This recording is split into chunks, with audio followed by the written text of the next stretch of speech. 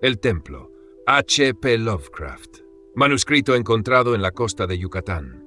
El 20 de agosto de 1917, yo, Karl Heinrich, Graf von Altberg Ehrenstein, capitán de corbeta de la Marina Imperial Alemana y comandante del submarino U-29, deposito esta botella con este informe en el Océano Atlántico, en un punto que desconozco, pero que probablemente se encuentra alrededor de los 20 grados latitud norte, 35 grados longitud oeste, donde yace mi barco fuera de combate, en el fondo del océano.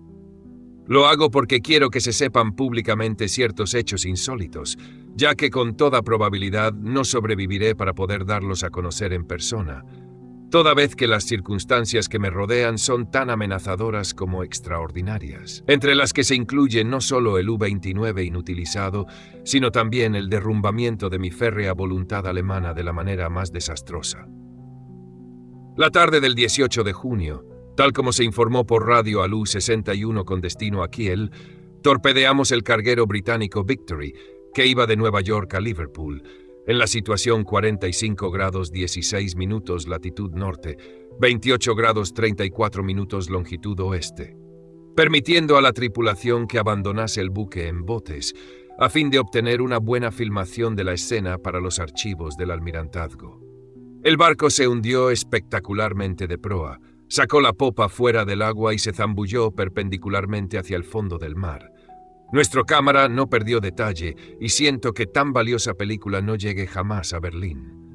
Después, hundimos los botes salvavidas con nuestros cañones y nos sumergimos. Cuando salimos a la superficie hacia el atardecer, encontramos en nuestra cubierta el cuerpo de un marinero, con las manos atenazadas a la barandilla de forma curiosa. El pobre diablo era joven, más bien moreno y muy guapo. Probablemente era italiano o griego y pertenecía sin duda a la tripulación del Victory. Evidentemente, había buscado refugio en la misma nave que se había visto obligada a destruir la suya. Una víctima más de esta injusta guerra de agresión que los perros ingleses mantienen contra la patria. Nuestros hombres le registraron en busca de recuerdos y encontraron en el bolsillo de su marinera un trozo de marfil muy extraño, tallado, que representaba una cabeza de joven con una corona de laurel. Mi oficial, el alférez de navío Clense, opinó que el objeto era muy antiguo y de gran valor artístico, así que se lo confiscó a los hombres y se lo quedó. Pero ni a él ni a mí se nos ocurría cómo habría llegado a manos de un simple marinero. Al ser arrojado el muerto por la borda, ocurrieron dos incidentes que causaron gran inquietud entre la tripulación. Le habían cerrado los ojos al infeliz, pero al desprender su cuerpo de la barandilla, se le volvieron a abrir. Y muchos tuvieron la curiosa impresión de que miraron fijamente y como con burla a Schmidt y a Zimmer, que estaban inclinados sobre su cadáver. Al contramaestre Müller, hombre maduro que habría llegado más lejos de no haber sido un cochino y supersticioso alsaciano, le excitó de tal modo esta impresión que siguió observando el cadáver en el agua y juró que, tras sumergirse un poco, puso los brazos y las piernas en posición de nado y desapareció velozmente bajo las olas en dirección sur. A Clense y a mí no nos gustaron estas muestras de ignorancia propias de paletos y amonestamos severamente a los hombres, particularmente a Müller. Al día siguiente se creó una situación muy molesta debido a la indisposición de algunos miembros de la tripulación. Evidentemente sufrían cierta tensión nerviosa a causa de nuestro largo viaje y habían sufrido pesadillas. Algunos parecían completamente aturdidos y torpes, así que después de comprobar yo personalmente que su debilidad no era fingida, les relevé de sus obligaciones. El mar estaba algo encrespado, de modo que descendimos a una profundidad en la que el oleaje era menos molesto. Aquí reinaba una calma relativa, pese a cierta misteriosa corriente en dirección sur que no logramos localizar en nuestras cartas oceanográficas. Los lamentos de los enfermos eran decididamente molestos, pero puesto que no parecían desmoralizar al resto de la tripulación, no recurrimos a medidas extremas. Nuestro plan era permanecer donde estábamos e interceptar el transatlántico Dacia, mencionado en la información de nuestros agentes de Nueva York. A primera hora de la tarde salimos a superficie y encontramos la mar menos movida. El humo de un barco de guerra apareció en el horizonte, pero la distancia y nuestra habilidad para sumergirnos evitaron todo peligro. Lo que más nos preocupaba eran las cosas que decía el contramaestre Müller, cada vez más incoherentes, a medida que se iba haciendo de noche. Se encontraba en un lamentable estado de puerilidad. Balbuceaba insensateces y hablaba de muertos que pasaban por delante de las portillas sumergidas, de cadáveres que le miraban fijamente, a los que él reconocía a pesar de lo hinchados que estaban, ya que los había visto ahogarse durante nuestras victoriosas hazañas germanas. Y decía que el joven que habíamos arrojado por la borda iba a la cabeza. Esto resultaba sumamente horrible e insensato, así que ordenamos que le encerrasen y le administrasen una sana ración de latigazos. A los hombres no les gustó esta clase de castigo, pero era necesaria la disciplina. Asimismo, nos negamos a la petición que vino a presentar una delegación encabezada por el marinero Zimmer, de que arrojáramos al mar la extraña cabeza tallada en marfil. El día 20 de junio, los marineros Bohm y Schmidt, que habían caído enfermos el día anterior, se volvieron locos violentos.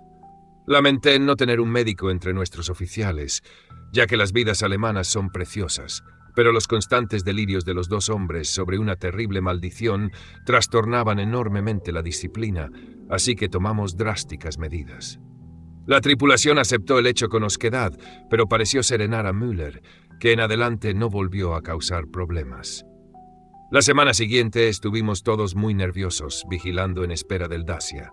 La tensión se agravó con la desaparición de Müller y de Zimmer, quienes se suicidaron sin duda a causa del miedo que parecía atormentarles, aunque nadie les vio saltar por la borda. Casi me alegré de verme libre de Müller, porque incluso su mutismo influía de manera perniciosa en la tripulación. Ahora todos parecían inclinados a permanecer en silencio, como si tuviesen algún secreto temor. Muchos estaban enfermos, pero ninguno causaba problemas. El alférez de navío Clense, debido a la tensión, se irritaba por cualquier insignificancia, como con la manada de delfines, cada vez más numerosa, que daba escolta al submarino U-29, o la creciente intensidad de la corriente sur, que no registraban nuestras cartas. Por último, se hizo evidente que habíamos perdido el Dacia por completo. Estos fracasos no son infrecuentes, y nos sentimos más contentos que decepcionados, ya que había orden de regresar a Wilhelmshaven. A las 12 horas del día 28 de junio pusimos rumbo nordeste, y a pesar de embarullarnos cómicamente con la inusitada multitud de delfines, no tardamos en encontrarnos en ruta. La explosión ocurrida en la sala de máquinas a las 14 horas nos cogió completamente de sorpresa. No se había observado ninguna anomalía en la maquinaria ni negligencia alguna por parte de los hombres. Sin embargo, inesperadamente, la nave se estremeció de punta a punta a causa de la tremenda sacudida. El alférez de navío Clense acudió corriendo a la sala de máquinas, encontrando el depósito de combustible y casi todo el mecanismo destrozados, y a los maquinistas Rabe y Schneider muertos. Nuestra situación era verdaderamente grave porque, si bien los regeneradores químicos de aire estaban intactos y podíamos utilizar los dispositivos para elevar y sumergir la nave y abrir las escotillas para reabastecernos de aire comprimido y recargar los acumuladores, no había posibilidad de propulsar ni gobernar el submarino. Tratar de buscar rescate mediante botes salvavidas significaba ponernos en manos de nuestros enemigos, irracionalmente resentidos contra nuestra gran nación alemana. Por otra parte, desde nuestro enfrentamiento con el Victory, no habíamos conseguido establecer contacto por radio con ninguna unidad U de la Marina Imperial. Desde el momento del accidente hasta el día 2 de julio, fuimos arrastrados constantemente hacia el sur, casi sin planes y sin avistar ningún buque. Los delfines seguían dando escolta al submarino U-29, circunstancia sorprendente en cierto modo, teniendo en cuenta la distancia que llevábamos recorrida. En la mañana del día 2 de julio avistamos un buque de guerra con bandera americana y los hombres se mostraron muy nerviosos y con deseos de rendirse. Finalmente, el alférez de navío Clense tuvo que pegarle un tiro a un tal Traube, dado que no paraba de incitar con especial violencia a este acto tan antigermánico. Esto acalló a la tripulación durante un tiempo y nos sumergimos sin ser detectados. Por la tarde, una densa bandada de aves marinas apareció por el sur y el océano empezó a moverse presagiosamente. Cerramos las escotillas y esperamos a ver qué pasaba, hasta que comprendimos que debíamos sumergirnos si no queríamos que nos hundiese el creciente oleaje. Cada vez teníamos menos presión de aire y electricidad, y tratábamos de evitar el uso innecesario de nuestros escasos recursos mecánicos. Pero en este caso, no había elección. No bajamos a mucha profundidad, y cuando la mar se calmó un poco, unas horas después, decidimos ir a la superficie. Pero entonces surgió una nueva dificultad. La nave se negaba a responder a nuestra dirección, pese a todos los esfuerzos de los mecánicos. Los hombres se asustaron aún más al sentirse prisioneros bajo el mar, y algunos empezaron a hablar nuevamente, en voz baja, de la imagen de marfil del alférez de navío Clense. Pero la visión de su pistola automática les calmó. Mantuvimos a los pobres diablos todo lo ocupados que pudimos en la reparación de las máquinas, aunque sabíamos que era inútil. Clense y yo dormíamos normalmente en turnos distintos, y fue mientras yo dormía cuando se declaró el motín general hacia las 5 horas del día 4 de julio. Los 6 cerdos marineros que quedaban, imaginando que estábamos perdidos, estallaron súbitamente en una furia besánica por habernos negado a rendirnos al buque de guerra yanqui, 2 días antes, entregándose a un delirio de maldiciones y de destrucción. Rugían como animales y rompían indiscriminadamente muebles e instrumentos, gritando insensateces tales como que era la maldición de la imagen de marfil y del atezado joven muerto que les había mirado antes de desaparecer nadando. El alférez de navío Clense parecía paralizado, imposibilitado, como era de esperar en un enano blando y afeminado.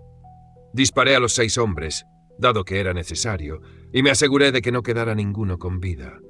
Echamos sus cadáveres por la doble escotilla y nos quedamos solos él y yo en el submarino U-29. Clense estaba muy nervioso y bebía mucho.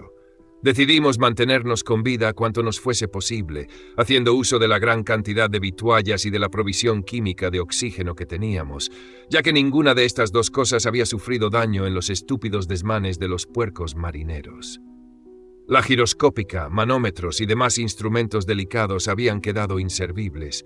En adelante, nuestros cálculos serían meras suposiciones basadas en nuestros relojes, el calendario y la aparente trayectoria de nuestro desplazamiento, deducida por cualquier objeto que pudiéramos avistar a través de los portillos o desde la torreta.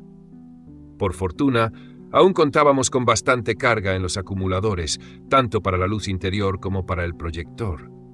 De cuando en cuando barríamos con el haz de luz los alrededores de la nave, pero no veíamos más que delfines nadando paralelamente a nosotros. Me sentí científicamente interesado por estos delfines, pues aunque el Delphinus delphis común es un mamífero cetáceo incapaz de subsistir sin aire, estuve observando a uno de estos nadadores durante 2 horas y no vi que mostrara el menor deseo de subir a la superficie. Con el paso del tiempo, Clense y yo llegamos a la conclusión de que seguíamos siendo arrastrados hacia el sur, a la vez que descendíamos cada vez más. Observamos la fauna y la flora marinas y consultamos bastantes detalles sobre esta cuestión en los libros que yo traía conmigo para los momentos de ocio. No pude por menos de notar, sin embargo, la poca preparación científica de mi compañero. No tenía una mentalidad prusiana, de modo que era propenso a fantasías y especulaciones sin fundamento alguno. La certeza de nuestra muerte inminente le afectó de manera curiosa, y rezaba a menudo, en arrepentimiento por los hombres, mujeres y niños que había enviado al fondo del mar, olvidando que todo lo que supone un servicio al Estado alemán es una acción noble. Al cabo de cierto tiempo sufrió un notable desequilibrio y permanecía horas y horas mirando la imagen de marfil y murmurando fantásticas historias sobre cosas perdidas y olvidadas bajo la mar. A veces, a modo de prueba psicológica, le hacía hablar de todos estos desvaríos y escuchaba sus interminables citas poéticas y relatos de barcos hundidos. Me daba mucha lástima su estado, ya que me desagrada ver sufrir a un alemán, pero no era persona con la que valiera la pena morir. En cuanto a mí, era un hombre orgulloso, consciente de que la patria honraría mi memoria y de que mis hijos serían educados para que fuesen como yo. El 9 de agosto avistamos el fondo oceánico y proyectamos un potente haz de luz hacia él. Era una inmensa llanura ondulada, cubierta en su mayor parte de algas y salpicada de conchas y pequeños moluscos. De trecho en trecho se veían objetos verdosos de misteriosos contornos, cubiertos de algas e incrustados de percebes. Clense afirmaba que sin duda eran barcos antiguos hundidos. Hubo una cosa que le dejó perplejo: un pico sólido que emergía casi unos 4 pies del lecho del océano. Tenía unos 2 pies de grosor y los lados planos. Las superficies superiores, suaves, se unían formando un ángulo muy obtuso. Dije que era una punta de roca que emergía, pero Clance creyó ver figuras talladas en ella. Poco después empezó a temblar y se alejó como asustado del portillo. Sin embargo, no dio otra explicación, sino que le abrumaba la inmensidad, oscuridad, antigüedad y misterio de los abismos oceánicos. Tenía la mente cansada, pero yo soy alemán en todo momento, y no tardé en observar 2 cosas: que el U-29 soportaba espléndidamente la presión del agua y que los extraños delfines seguían a nuestro alrededor, aun cuando estábamos a una profundidad en la que la mayoría de los naturalistas considera imposible la existencia de organismos superiores. Estaba convencido de que habíamos sobreestimado nuestra profundidad. Con todo, sin duda estábamos lo bastante abajo como para que estos fenómenos resultaran extraordinarios. Nuestra velocidad, siempre hacia el sur, era más o menos la que yo calculaba por los organismos que pasaban en los niveles superiores. A las 3:15 de la tarde del 12 de agosto, el pobre Clance se volvió completamente loco. Había estado en la torreta utilizando el proyector, cuando le vi entrar en el compartimiento de la biblioteca donde yo me encontraba sentado leyendo, y su cara le traicionó inmediatamente. Repetiré aquí lo que dijo, subrayando las palabras que él recalcó. «Él está llamando. Él está llamando. Le oigo. Tenemos que ir». Mientras hablaba, cogió la imagen de marfil de encima de la mesa, se la guardó en el bolsillo y me agarró del brazo con intención de llevarme escaleras arriba, hacia cubierta. Enseguida me di cuenta de que pretendía abrir la escotilla y que saliéramos los 2 al agua exterior. Extravagancia suicida y homicida a la que yo no estaba dispuesto. Al echarme atrás y tratar de calmarle, se puso más violento y exclamó: «Vamos ahora. No esperemos a más tarde. Es mejor arrepentirse y ser perdonado que desafiar y ser condenado».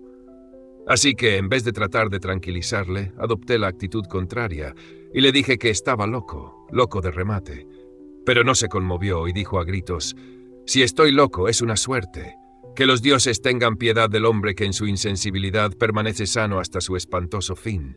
Ven y enloquece ahora que él nos llama con misericordia». Esta explosión pareció aliviar la presión de su cerebro, porque seguidamente se mostró mucho más dócil y me pidió que le dejase ir solo, si no quería acompañarle. Me di cuenta enseguida de qué era lo que debía hacer. Aunque era alemán, se trataba solo de un enano de lo más ordinario, y ahora se había convertido en un loco potencialmente peligroso. Accediendo a su petición suicida, me libraría inmediatamente del que ya no era mi compañero, sino una amenaza. Le pedí que me diese la imagen de marfil, pero mi petición provocó en él una risa tan inusitada que no insistí. Entonces le pregunté si quería dejar algún recuerdo o buclelo para su familia en Alemania, en caso de que yo fuese rescatado, pero nuevamente se echó a reír. De modo que, cuando subió por la escala, fui a los mandos y, tras los intervalos de tiempo adecuados, hice funcionar el mecanismo que iba a acabar con su vida. Una vez comprobado que ya no estaba a bordo, di una pasada con el proyector por el agua, en un intento por verle por última vez, para comprobar si le aplastaba la presión del agua, tal como debía ocurrir teóricamente, o si no afectaba a su cuerpo, como pasaba con aquellos extraordinarios delfines. Sin embargo, no conseguí ver a mi difunto compañero, ya que los delfines se apelotonaban en torno al submarino, oscureciendo los alrededores de la torreta. Esa noche sentí no haberme apoderado disimuladamente de la imagen de marfil del bolsillo del pobre Clance, porque me fascinaba su recuerdo. No podía olvidar aquella cabeza joven y hermosa con su corona de hojas, aunque no poseo talante artístico. También sentía no tener con quien conversar. Era mejor tener a Clance, aunque no estuviese a mi altura intelectual, que a nadie. Esa noche no dormí bien, preguntándome cuándo me llegaría el fin. Evidentemente, había muy pocas probabilidades de que me rescataran. Al día siguiente, subí a la torreta e inicié las acostumbradas exploraciones con el proyector. Hacia el norte, la perspectiva era muy semejante a la que habíamos tenido desde que avistamos el fondo, pero noté que el desplazamiento del U-29 era menos rápido. Al enfocar el haz de luz hacia el sur, noté que el fondo oceánico descendía en un pronunciado declive, y que había bloques de piedra curiosamente regulares en determinados puntos, dispuestos como siguiendo un trazado concreto. La nave, al principio, no descendió enseguida paralelamente a la creciente profundidad del océano, de modo que no tardé en verme obligado a ajustar el proyector, a fin de seguir enfocando su potente haz hacia abajo. A causa del brusco movimiento se desconectó un cable y tardé varios minutos en conectarlo otra vez. Finalmente volvió la luz al proyector y se derramó por el valle marino que tenía debajo de mí. No soy propenso a dejarme llevar por emociones de ninguna clase, pero mi asombro fue muy grande cuando vi lo que el haz de luz eléctrica iluminaba. Sin embargo, como persona educada en la mejor cultura de Prusia, no debía haberme asombrado, ya que la geología y la tradición nos hablan igualmente de grandes transposiciones de zonas oceánicas y continentales. Lo que vi fue una complicada serie de edificios en ruinas, todos de una arquitectura magnífica, aunque inclasificable, y en diversos grados de conservación. La mayoría parecía ser de un mármol que brillaba blanquecino bajo los rayos del proyector, y el trazado general correspondía a una gran ciudad enclavada en el fondo de un estrecho valle, con numerosos templos y villas diseminados por las empinadas laderas. Había tejados hundidos y columnas caídas, pero aún reinaba un aire de esplendor inmensamente antiguo que nada era capaz de borrar. Comprendiendo que al fin me encontraba ante la Atlántida, a la que antes había considerado un mito, me sentí el más ávido de los exploradores. En el fondo de aquel valle había discurrido un río en otro tiempo, porque al examinar con más atención el paisaje vi restos de puentes de piedra y de mármol, diques, terrazas y terraplenes en otro tiempo verdeantes y hermosos. En mi entusiasmo me sentí tan idiota y sentimental como el pobre Clense, y tardé en darme cuenta de que la corriente sur había cesado dejando que el U-29 descendiera lentamente hacia la ciudad sumergida como el aeroplano se posa en una ciudad arriba en la superficie. También tardé en darme cuenta de que había desaparecido la manada de extraordinarios delfines.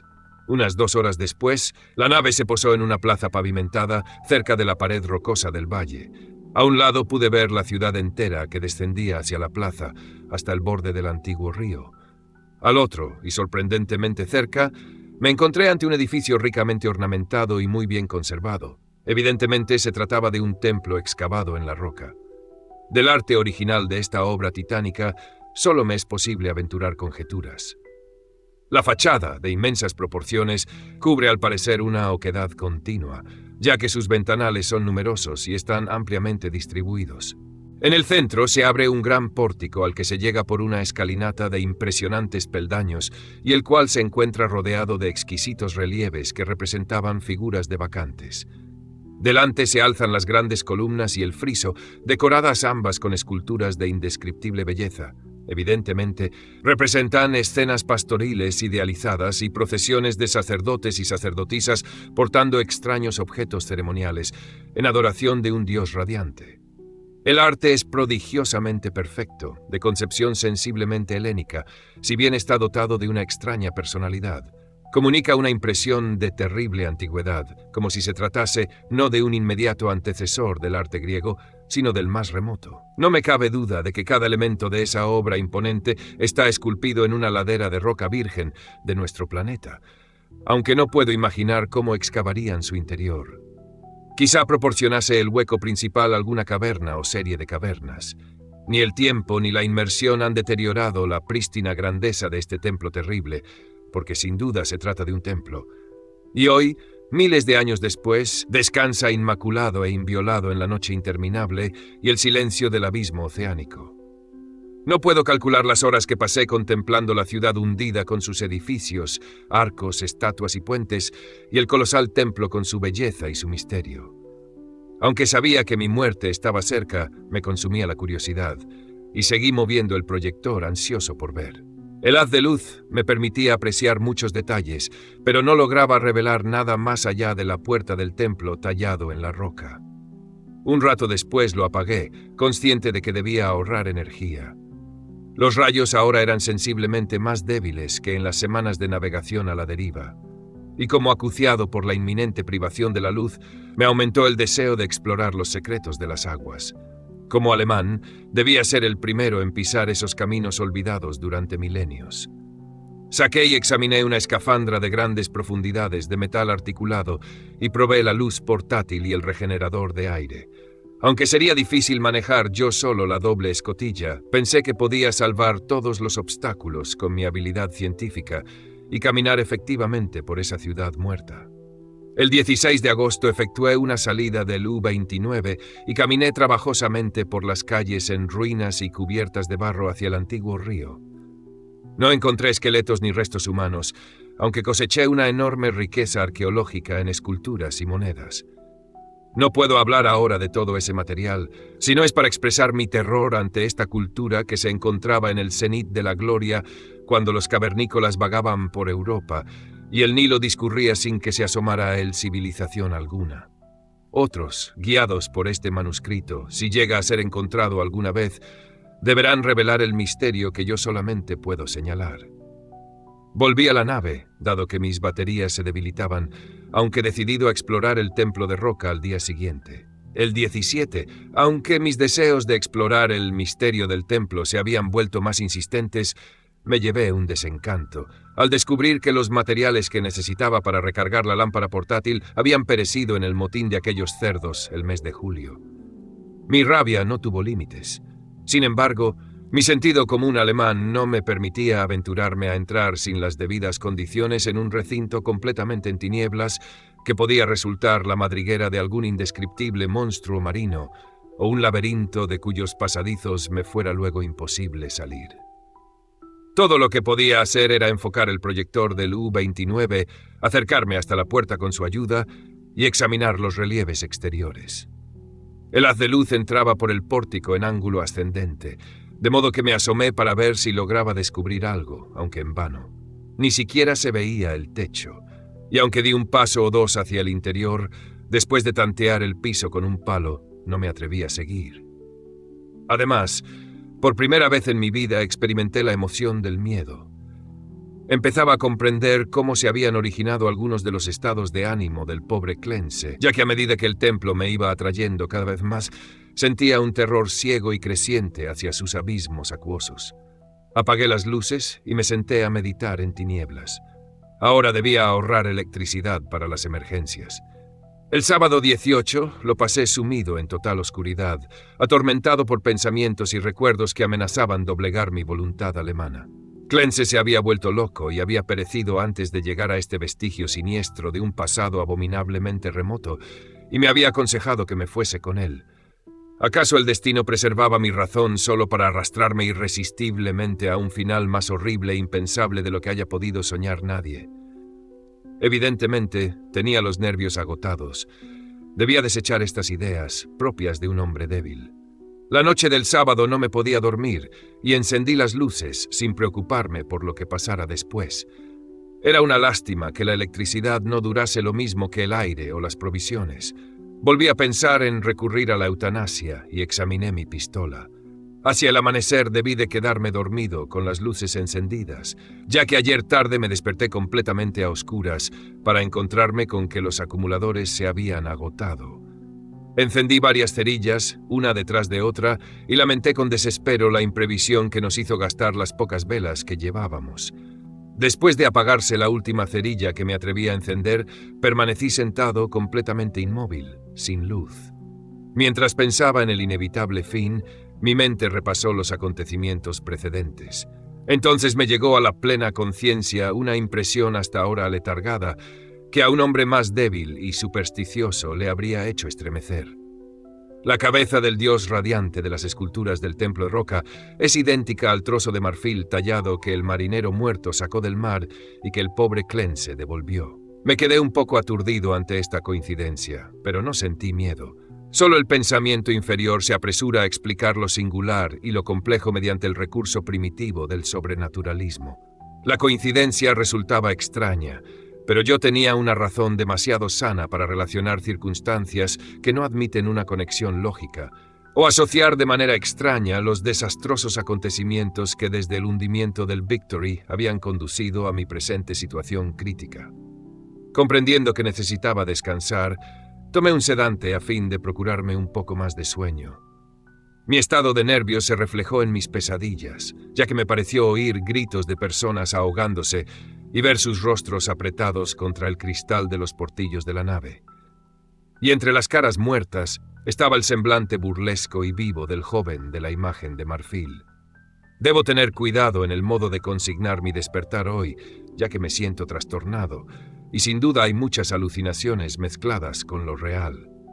Psicológicamente, mi caso es enormemente interesante y siento no poder ser reconocido científicamente por una autoridad alemana competente. Al abrir los ojos, lo primero que experimenté fue un deseo irresistible de visitar el templo de roca. Deseo que aumentaba a cada instante, aunque trataba instintivamente de resistir con alguna emoción de temor que operaba en sentido contrario. A continuación, me sobrevino una impresión de luz en medio de la oscuridad de las baterías descargadas y me pareció ver una especie de resplandor fosforescente en el agua que entraba por el portillo orientado hacia el templo. Esto despertó mi curiosidad, pues sabía que ningún organismo de las profundidades abismales era capaz de emitir tal luminosidad. Pero antes de que pudiese comprobarlo, me llegó una tercera impresión que, debido a su carácter irracional, me hizo dudar de la objetividad de todo cuanto registrasen mis sentidos. Fue una ilusión auditiva, una sensación de sonido rítmico, melódico, como de cántico o himno coral frenético, aunque hermoso, que provenía del exterior y traspasaba el casco del U-29, pese a estar absolutamente insonorizado. Convencido de mi anormalidad psicológica y nerviosa, encendí algunas cerillas y me tomé una fuerte dosis de bromuro sódico, que pareció calmarme hasta el extremo de disipar esa ilusión de sonido.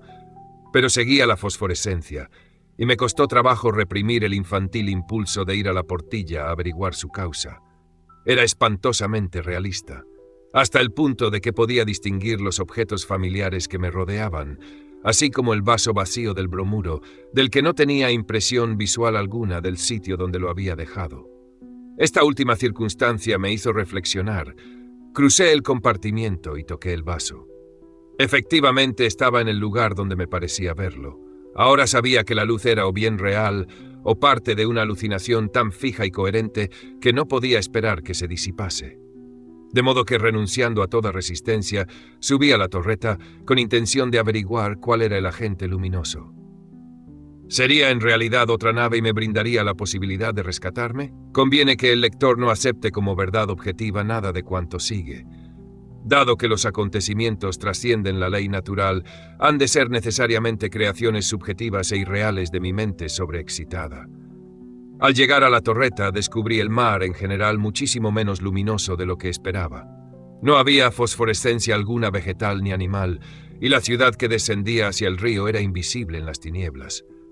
Lo que vi no era espectacular, no era grotesco ni aterrador. Sin embargo, me hizo perder el último atisbo de confianza en mi conciencia. La puerta y los ventanales del templo subacuático tallado en el monte rocoso se encontraba vívidamente iluminado por un resplandor vacilante, como procedente de las llamas poderosas de un altar en lo más profundo de su interior. Los incidentes que siguieron son caóticos. Mientras observaba el pórtico y los ventanales misteriosamente iluminados, sufrí las visiones más extravagantes, visiones tan insensatas que no me es posible siquiera consignarlas. Me pareció vislumbrar bultos en el templo, bultos que estaban inmóviles y bultos que se movían. Y me pareció también oír otra vez el cántico irreal que flotaba a mi alrededor cuando desperté. Y por encima de todo, despertaron en mí pensamientos y temores que giraban en torno al joven del mar y la imagen de marfil, cuya talla era reproducción de los frisos y columnas del templo que tenía ante mí. Pensé en el pobre Clense y me pregunté dónde descansaría con aquella imagen que había devuelto al mar. Él me había advertido que se había vuelto loco ante dificultades que un prusiano es capaz de soportar perfectamente. El resto es muy simple. Mi impulso a visitar y entrar en el templo se ha convertido ya en una orden inexplicable e imperiosa a la que finalmente no me puedo resistir. Mi voluntad alemana no es capaz de controlar mis actos y la abolición es posible en adelante solo cuando se trata de cuestiones sin importancia. Semejante locura es la que arrastró a la muerte al pobre Clense, sin escafandra ni protección alguna, en el océano. Pero yo soy prusiano y hombre con sentido común, y utilizaré hasta el final la poca voluntad que me queda. Cuando comprendí por primera vez que debía ir, preparé la escafandra y el regenerador de aire para ponérmelo inmediatamente. Acto seguido, empecé a escribir esta crónica apresurada con la esperanza de que llegue al mundo alguna vez. Meteré el manuscrito en la botella, la sellaré, y cuando salga del U-29 y lo abandone por última vez, la confiaré al mar. No tengo miedo, ni siquiera de las predicciones del loco Clense. Lo que he visto no puede ser cierto, y sé que esta locura de mi propia voluntad puede conducirme a la asfixia todo lo más cuando el aire se termine. La luz del templo es una pura alucinación, así que moriré serenamente como alemán en las negras y olvidadas profundidades. Esa risa demoníaca que oigo mientras escribo es tan solo producto de mi cerebro debilitado. Me pondré cuidadosamente el traje y subiré intrépidamente la escalinata de ese santuario primordial, de ese mudo secreto de las aguas insondables y de los tiempos inmemoriales.